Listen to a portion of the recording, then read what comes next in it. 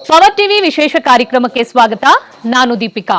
Big Boss season 12 ಮುಗ್ದಾಗಿದೆ. ಯಾರು winner ಯಾರು ರನ್ನರ್ ಅನ್ನೋದು ಗೊತ್ತಾಗಿದೆ. ಈಗಾಗಲೇ ವಿನ್ನರ್ನ ಯಶಸ್ವಿ ರ್ಯಾಲಿ ಎಲ್ಲಾ ಕಡೆ ನಡೀತಾ ಇದೆ. ಸದ್ಯಕ್ಕೆ ಆ ರ್ಯಾಲಿಯ ಮಧ್ಯೆ ನಮಗೆ ಗಿಲ್ಲಿ ಅವರು ಸಿಕ್ಕಾಕೊಂಡಿದ್ದಾರೆ. ಸೊ ಅವ್ರನ್ನ ಮಾತಾಡಿಸುವಂತ ಒಂದು ಚಿಕ್ಕ ಪ್ರಯತ್ನ ನಾವು ಮಾಡ್ತಿದ್ದೀವಿ. ಮೊದಲಿಗೆ ಕಂಗ್ರಾಚುಲೇಷನ್, ಹಾಗೆ welcome to the show. Thank you madam. ಹೇಗನ್ಸುತ್ತೆ? ಒಂದು ಮ್ಯಾಜಿಕ್ ಅನ್ಸ್ಬಿಡುತ್ತಲ್ಲ ಈ ಒಂದು ಸಕ್ಸಸ್ ನಿಮಗೆ? ಅದೇ ಮೇಡಮ್, ಅದು ಮ್ಯಾಜಿಕ್ಕು ಪವಾಡ ಏನಂತಾರೆ, ಅದು ನನ್ನ ಲೈಫಲ್ಲಿ ಹಿಂಗೆ ನಡೀತದೆ, ಇಷ್ಟು ಪ್ರೀತಿ ಇಷ್ಟು ಅದು ಗೊತ್ತಿಲ್ಲ ಮೇಡಮ್. ಅದು ಮ್ಯಾಜಿಕ್ಕು ಅದೇನೋ ಅದು ಪೂರ್ವಜನ ಪುಣ್ಯನೋ ಇಲ್ಲ ನಮ್ಮ ಅಪ್ಪ ನಮ್ಮವ್ವ ಮಾಡಿದ ಪುಣ್ಯನೋ ಗೊತ್ತಿಲ್ಲ ಮೇಡಮ್ ಅದು ಹೆಂಗೆ ಅಂತ. ಮಳವಳ್ಳಿ ನಟರಾಜ್ ಈಗ ಗಿಲ್ಲಿ ಅಂದ್ರೆ ಮಳವಳ್ಳಿ ನಟರಾಜ್ ಅನ್ನುವಂಥದ್ದು ಜನ ಮರೆತು ಈಗ ಗಿಲ್ಲಿನ ಅಪ್ಕೊಂಡಿದ್ದಾರೆ ಎಲ್ಲರೂ. ಆ ಹೆಸರು ಸಡನ್ ಆಗಿ ಚೇಂಜ್ ಆಗಿರೋದು ಯಾವಾಗ? ಬೆಂಗಳೂರಿಗೆ ಬಂದ್ಮೇಲೆ ನಟ ಅಂತಾನೆ ಕರೀದು, ಈಗಲೂ ಮನೇಲಿ ನಟ ಅಂತಾನೆ ಕರೀದು, ನನ್ನ ಗಿಲ್ಲಿ ಅಂತ ಕರೀದಿಲ್ಲ ನಮ್ಮ ಮನೆಯವರು, ನಮ್ಮ ಇವರೆಲ್ಲ. ಇಲ್ಲಿ ಬೆಂಗಳೂರಿಗೆ ಬಂದಾಗ ನಾನು ಸೆಟ್ ಕೆಲಸ ಯಾವಾಗ ಸ್ಟಾರ್ಟ್ ಮಾಡಿದಾಗ ಹೆವಿ ಸಣ್ಣಕ್ಕಿದ್ದೆ ನಾನು. ನಮ್ಮ ದಿನೇಶ್ ಅವನಲ್ಲ ಕೊಳಪೆ, ಅವನಿಗಿಂತ ಸಣ್ಣ ಇದ್ದೆ ನಾನು. ಗಿಲ್ಲಿ ಅದಕ್ಕೆ ಸೆಟ್ ಕೆಲಸ ಮಾಡಬೇಕಾದ್ರೆ ಗಿಲ್ಲಿ ಗಿಲ್ಲಿ ಅಂತ ಅದು ಹೆಸರು ಬಂದಿದ್ದು. ಅದು ಒಬ್ಬರು ಆರ್ಟ್ ಡೈರೆಕ್ಟ್ರು, ಅವರು ಗಿಲ್ಲಿ ಥರ 10 ಮರ ಇದು ಏನಾರು ಹತ್ತಬೇಕಂದ್ರೆ ಹತ್ತಿ ಬಂಟಿಂಗ್ಸ್ ಎಲ್ಲ ಕಟ್ಟೋದು ಅದೆಲ್ಲ ಮಾಡ್ತಿದ್ನಲ್ಲ, ಅಲ್ಲಿಂದ ಗಿಲ್ಲಿ ಅಂತ ಸ್ಟಾರ್ಟ್ ಆಯಿತು.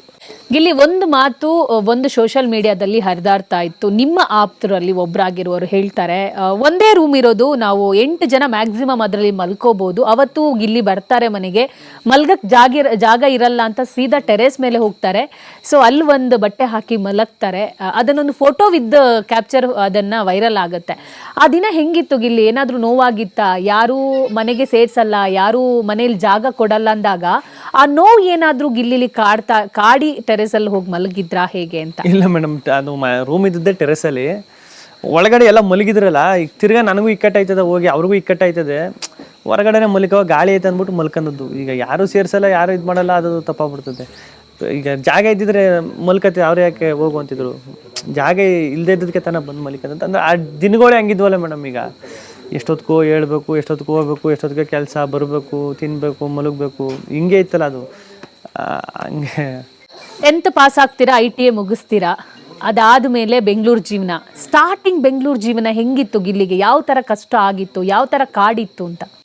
ಸ್ಟಾರ್ಟ್ ಆಗೋದೇ ಅಲ್ಲಿಂದ. ಈಗ ಜೀರೋಯಿಂದ ಏನಾರು ಸ್ಟಾರ್ಟ್ ಮಾಡ್ಬೇಕಂದ್ರೆ ಎಲ್ಲ ಸ್ಟಾರ್ಟ್ ಆಗೋದೇ ಅಲ್ಲಿಂದ. ಈಗ ಏನೂ ಇಲ್ದೇ ಬರೀ ಕೈಲಿ ಬಂದ್ಬಿಟ್ಟಾಗ ಬೆಂಗಳೂರು ಬರೀ ಬಟ್ಟೆ ಗಿಟ್ಟೆ ತಗೊಂಡು. ಹೆಂಗೆ ಬಂದಿದ್ರಿ ಗಿಲ್ಲಿ ಆ ದಿನ? ನಿಂಗೆ ನೆನಪಿದ್ಯಾ? ನಾನು ಹೊಲ್ದ ಹತ್ರ ನೀರು ಹಾಯಿಸ್ತಾ ಇದ್ದೆ. ಟಮಟೆ ಹಣ್ಣೇನೋ ಬೆಳೆದಿದ್ದು, ಟಮಟೆ ಹಣ್ಣು ಬೆಳೆದಿದ್ದು. ನಾವು ಟಮಟೆ ಹಣ್ಣಿಗೆ ನೀರು ಹಾಯಿಸ್ತಾ ಇದ್ದೆ. ಒಂದು 7 ಗಂಟೆ 6 ಗಂಟೆ 7 ಗಂಟೆ ಸೈಕಲ್ ತಕ ಹೋಯ್ತಾ ಇದ್ದೆ. ನೀರು ಹಾಯಿಸ್ಬಿಟ್ಟು ಹೋಯ್ತಾ ಇದ್ದೆ ಮನೆ ಕಡೆಗೆ. ಹೋಗ್ಬೇಕಾದ್ರೆ ನಮ್ಮ ಅಣ್ಣ ಒಬ್ರಿದ್ರು, ಅವರು ಬೆಂಗ್ಳೂರಿಗೆ ಹೋಯ್ತಾ ಕಾರು ನಿಲ್ಸ್ಕೊಂಡಿದ್ರು. ಎಲ್ಲೋಯ್ತಾ ಇದೆ ಅಣ್ಣ ಅಂದೆ. ಬೆಂಗ್ಳೂರಿಗೆ ಹೋಯ್ತವನು, ಯಾಕೆ ಬತ್ತೀಯ ಅಂತ ಸುಮ್ಮನೆ ಕರೆದ್ರು ತಮಾಸೆಗೆ. ಬೆಂಗ್ಳೂರಿಗೆ ಹೋಯ್ತಾನೆ ಬತ್ತೀಯಾ ಅಂತ ಅಂದಿದ್ದ ಅಷ್ಟೇ. ನಾನು ಹೋಗ್ಬಿಟ್ಟು ಏನು ಮಾಡಿದೆ, ಅಣ್ಣ ಒಂದು 10 ನಿಮಿಷ ವೆಯ್ಟ್ ಮಾಡೋಣ ಅಂದ್ಬಿಟ್ಟು ಹೋಗಿ ಬಟ್ಟೆ ಗಿಟ್ಟೆ ಎಲ್ಲ ತುಂಬ್ಕೊಂಡು ಇಲ್ಲಿ ನನ್ನ ಮನೇಲೆಲ್ಲ ಎಲ್ಲಿ ಯಾಕೆ ಹೋಯ್ತಿದ್ದೆ, ಎಲ್ಲಿ ಹಿಂಗೆ ಬೆಂಗ್ಳೂರಿಗೆ ಹೋಯ್ತವನಿ ಅಂತ ಹೇಳಿದೆ. ಇರು ಹೋಗು ಹೋಯ್ತು, ಯಾಕೆ ಸಡನ್ನಾಗಿ ಹೋಯ್ತು? ಇಲ್ಲ ಅಣ್ಣ ಹೋಯ್ತವ್ರು, ಅವ್ರ ಜೊತೆ ಹೋಗ್ಬಿಡ್ತೀನಿ ನಾನು ಅಂತ. ಯಾಕೆ ಮನ್ಸಿಗೆ ಅನ್ಸಿದ್ದು ಯಾಕೆ ಬೆಂಗಳೂರಿಗೆ ಹೋಗಬೇಕು ಅನ್ನೋ ಒಂದು ಕಾನ್ಸೆಪ್ಟ್ ಆಗ್ತಲ್ಲ? ಅದೇ ನಾನು ಮುಂಚೆ ಇತ್ತು ಮೇಡಮ್, ನಾನು ಶೂಟಿಂಗ್ ಕೆಲ್ಸಕ್ಕೆ ಹೋಗ್ಬೇಕು, ಶೂಟಿಂಗು ಅದು ಹೋಗ್ಬೇಕು, ಅಲ್ಲಿಗೆ ಸೇರ್ಕೋಬೇಕು, ಆ ಶೂಟಿಂಗ್ ಎಲ್ಲ ನೋಡಬೇಕು, ನಾನು ಓಡಾಡ್ಕೊಂಡು ತಿರ್ಗಾಡ್ಕೊಂಡು ಸುತ್ತಾಡ್ಕೊಂಡು ಇರಬೇಕು. ಇಲ್ಲಿಗೆ ಬಂದಮೇಲೆ ನಾನು ಡೈರೆಕ್ಟರ್ ಆಗಬೇಕು, ಇದಾಗಬೇಕು ಅಂತ ಗೊತ್ತಾಗಿ ನನಗೆ ಶೂಟಿಂಗ್ ಕೆಲಸ ಅಂತ ಗೊತ್ತಿತ್ತು. ಶೂಟಿಂಗಲ್ಲಿ ಡಿಪಾರ್ಟ್ಮೆಂಟ್ಗಳವೆ, ಡೈರೆಕ್ಷನ್ ಡಿಪಾರ್ಟ್ಮೆಂಟ್, ಡೈರೆಕ್ಟರ್ ಆಗಬೇಕಂದ್ರೆ ಡೈರೆಕ್ಷನ್ ಡಿಪಾರ್ಟ್ಮೆಂಟಲ್ಲಿ ಕೆಲಸ ಮಾಡಬೇಕು, ಆ ಡೈರೆಕ್ಟರ್ ಆಗಬೇಕಂದ್ರೆ ಆ ಡಿಪಾರ್ಟ್ಮೆಂಟಲ್ಲಿ ಕೆಲಸ ಮಾಡಬೇಕು, ಇನ್ನೊಂದು ಕಾಸ್ಟ್ಯೂಮು ಇದು ಅದು ಆ ಥರ ಎಲ್ಲ ಗೊತ್ತಿಲ್ಲ. ಒಟ್ಟು ಶೂಟಿಂಗ್ ಕೆಲಸ ಮಾಡಬೇಕು ಅಂತಲೇ ಇದ್ದಿದ್ದು. ಅದು ಇತ್ತು. ನಾನು ಕಾಲೇಜ್ಗೆ ಹೋದ್ಮೇಲೆ ಅದು ಜಾಸ್ತಿ ಆಗೋಕ್ಕೆ ಸ್ಟಾರ್ಟ್ ಆಯಿತು. ಸಿನಿಮಾಗಳು ಜಾಸ್ತಿ ನೋಡುವೆ. ಶುಕ್ರವಾರ ನಾನು ಕಾಲೇಜಿಗೆ ಹೋಯ್ತಿರಲ್ಲ, ನೀವು ನೋಡಿದ್ರೆ ಬರೀ ಸಿನಿಮಾಗಳು ನೋಡಿ, ಯಾವ ಸಿನಿಮಾ ಯಾವ ಭಾಷೆ ಸಿನಿಮಾ ಹಾಕಿದ್ರು ಹೋಗಿ ಸಿನಿಮಾಗಳು ನೋಡೋದು. ಅದು ಒಂದು ಟೈಮಲ್ಲಿ ಹೆಂಗಾಗ್ಬಿಡ್ತು ಅಂದ್ರೆ ನನಗೆ ಎಷ್ಟು ಈ ಕಟ್ಔಟ್ ಎಲ್ಲ ನಿಲ್ಲಿಸ್ಬಿಟ್ಟು ಆಲೋಗಿ ಹೆಂಗೆ ಸೆಲೆಬ್ರೇಷನ್ ಮಾಡೋದು ಅಂದ್ರೆ ನಮ್ಮ ಕಡೆ ಎಲ್ಲ ಸಿನಿಮಾಗಳು ರಿಲೀಸ್ ಆದಾಗ ಅದನ್ನೆಲ್ಲ ನೋಡೋಕ್ಕೆ ಒಂದು ಹಬ್ಬ ಜಾತ್ರೆ ಥರ ಕಾಣಿಸೋದು. ಅಲ್ಲಿಂದ ಸ್ಟಾರ್ಟ್ ಆಗಿದ್ದದು. ನಾನು ವೆಯ್ಟ್ ಮಾಡ್ತಾ ಇದ್ದೆ. ನಾನು ಬೆಂಗಳೂರಿಗೆ ಇದೆಲ್ಲ ಮುಗಿಸ್ಬಿಟ್ಟು ಬೆಂಗಳೂರಿಗೆ ಯಾವ ದಿನ?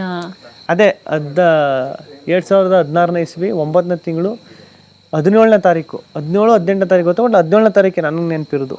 17ನೇ ತಾರೀಕು. ಓಕೆ.